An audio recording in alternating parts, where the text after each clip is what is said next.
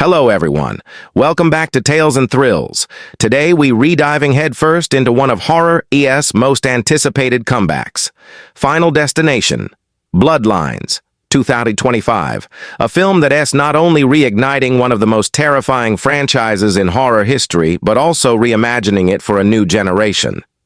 This isn't just another sequel, it is a rebirth, one that promises to honor the legacy of Death's grand design, while taking the concept to darker, deeper, and more unpredictable territory than ever before. So grab your seatbelt, check the brakes, and whatever you do, don't look away. Because in Bloodlines, death doesn't just come for you, it remembers you. It's been over a decade since Final Destination 5 hit theaters, leaving fans both thrilled and heartbroken with its clever twist ending that tied the entire series back to the original 2000 film. That final reveal, showing that the survivors were actually passengers on Flight 180, was one of the smartest franchise callbacks in horror history. Since then, rumors about a sixth movie have circulated for years, but in 2025, the wait finally ends. Final Destination. Bloodlines isn't just the next chapter, it's a resurrection. The story opens in classic Final Destination fashion. A seemingly ordinary day, a group of friends, and an unexpected premonition that shatters reality. But this time, there's a twist. The movie begins with a large-scale disaster that feels both familiar and brand new. A derailed high-speed train colliding with a logging truck on an elevated bridge. Sparks fly, metal screams, and chaos unfolds in pure cinematic madness. It's one of the most intense opening sequences the franchise has ever delivered. The energy, the fear, and the sheer detail in every frame remind us that this isn't a reboot. It's an evolution. Our new group of characters includes Stefani, a determined EMT haunted by the death of her sister years earlier. Charlie, a cynical paramedic who believes fate is an illusion. And a mix of co-workers and passengers who are all tied together by the accident. After Stefani's vivid vision of the crash saves several lives, the survivors quickly realize that something is deeply wrong. Strange coincidences, close calls, and eerie signs begin to suggest that death, capital D, isn't it done with them yet. What Bloodlines does brilliantly is connect the old and new through subtle narrative echoes. Stephanie discovers that her family's history has a hidden connection to one of the survivors from Flight 180, the original disaster that started it all. This revelation isn't just fan service. It redefines what cheating death really means. Mercedes Bryce Morgan's direction, yes, the director from Bone Lake taking on a major studio horror film, gives the movie a grounded emotional edge. Every death feels both horrific and poetic, more personal than spectacle, more inevitable than shocking. In Final Destination, Bloodlines, the idea of fate is taken to new extremes. Death isn't just an unseen force. It's a system, an ancient design that runs through generations. The survivors learn that they are descendants, literal bloodlines, of people who previously escaped death's plan. Every family has someone who was once marked and somehow lived, but that survival came with a cost, a debt that death now intends to collect. This lore expansion gives the movie a mythic weight that the earlier entries only hinted at. The tension builds as Stefani and Charlie begin investigating the strange genealogy of their fellow survivors. A chilling scene takes place inside an abandoned records facility where they uncover faded case files, newspaper clippings, and coroner's reports, all linked to past Final Destination disasters. Flight 180, the Route 23 pileup, the roller coaster collapse, the bridge accident. Each file bears a strange insignia, a circular pattern representing the cycle of death itself. It's in this scene that they realize the horrifying truth. Their names are already part of the circle. The kills in Bloodlines are some of the most creative and disturbing in franchise history. One survivor, a mechanic, meets his fate in a gruesome sequence involving a hydraulic car lift, an air compressor, and a rolling oxygen tank. The setup builds with unbearable tension, tools shaking, air hissing, something about to snap, until a chain reaction of chaos explodes in a split second. Another death takes place during a storm, where a survivor is trapped inside a glass elevator that floods from broken pipes. The scene is shot in near silence, the camera focusing on her panicked breathing as water rises to her eyes. Mercedes Bryce Morgan uses every frame to build dread. Instead of quick edits, she lets the audience linger in the fear, making you feel every moment before the inevitable happens. The cinematography emphasizes reflection, symmetry, and shadow, constantly reminding us that death is always watching. One of the standout moments comes midway through the film when Stefani confronts an older man named Dr. Sloan, played by a returning franchise veteran. He's a former coroner who once worked on the original Flight 180 cases. His dialogue ties the film's mythology together beautifully. He tells Stefani, "You think death's plan starts when you see the vision? No. It starts long before. It started with your blood." This single line reframes the entire franchise. The premonition survivors were never random. They were chosen. Their families carried the curse.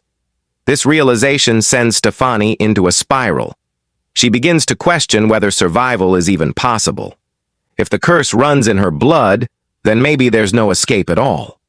Meanwhile, Charlie tries to defy death by turning its own rules against it, creating elaborate safe zones and timing every action to disrupt the chain reaction. But in classic Final Destination style, every attempt to outsmart death only tightens the trap. The film's middle act is both brutal and emotional. It dives deep into grief, fear, and the illusion of control. Mercedes Bryce Morgan, known for her character-driven storytelling, brings surprising tenderness to moments between survivors. They aren't just waiting to die. They retrying to live in spite of knowing how little time they have left. The movie's score, composed by Joseph Bishara, adds a surreal intensity. The haunting strings and whispering echoes in the background make even ordinary scenes feel cursed. The sound design is another layer of storytelling. Doors creak like breaths, wind whistles like a distant scream, and silence becomes suffocating. As the survivors continue to die one by one, Stefani and Charlie uncover a final clue: Death's ledger map, a massive diagram that reveals every major disaster in the series. The names, dates, and lines between them form a terrifying pattern that looks like a circulatory system, the bloodlines of death itself. The map pulses faintly in one of the most eerie visual effects of the film, implying that the force behind it is alive. In the third act, Stefani believes she's found a way to end the curse by sacrificing herself willingly to break the pattern. This climactic sequence takes place at night beside the same bridge where the film's opening disaster occurred. The sky crackles with lightning as she faces her fate. The train from her original vision appears again, this time as if summoned by death's will. But before she can act, Charlie intervenes, taking her place in an act of redemption. His death is one of the most powerful moments in the franchise, quiet, tragic, and oddly peaceful.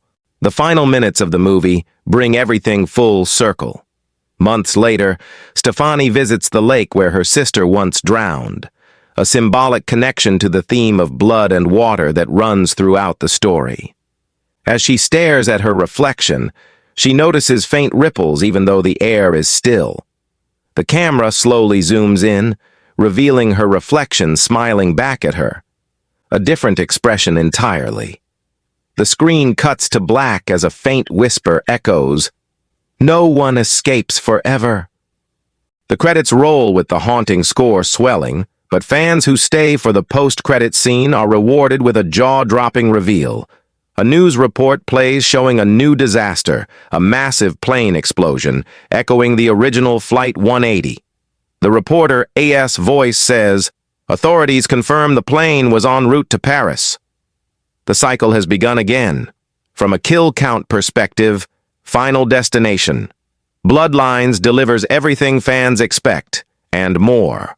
The death toll is high, but every kill carries emotional and narrative weight. There are 9 on-screen deaths, and several implied ones. But the real count isn't just about numbers, it's about legacy. Each death connects to another across time, making it feel like an endless chain reaction that started decades ago.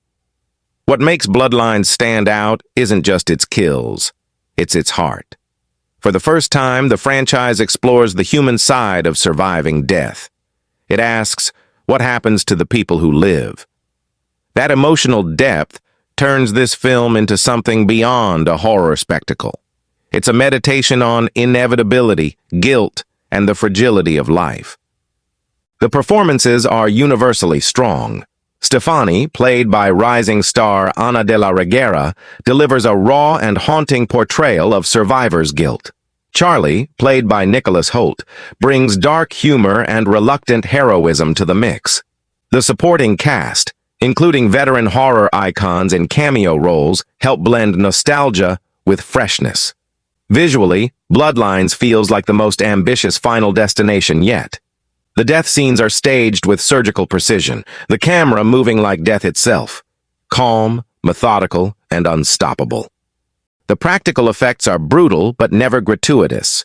Everything feels grounded in reality, which makes it scarier. Thematically, Bloodlines expands the universe while keeping the essence intact. The idea that death is not random but cyclical gives the franchise a new mythology to explore. It connects generations, linking the original survivors to new ones through invisible threads of fate. In the end, Final Destination, Bloodlines feels like a perfect blend of old and new, a spiritual successor that respects its past while paving the way for future stories. It's terrifying, emotional, and deeply satisfying. Death's design has evolved, and it's more intricate than ever. As the credits fade, one thing is clear. This isn't the end. It's the continuation of a legacy that refuses to die.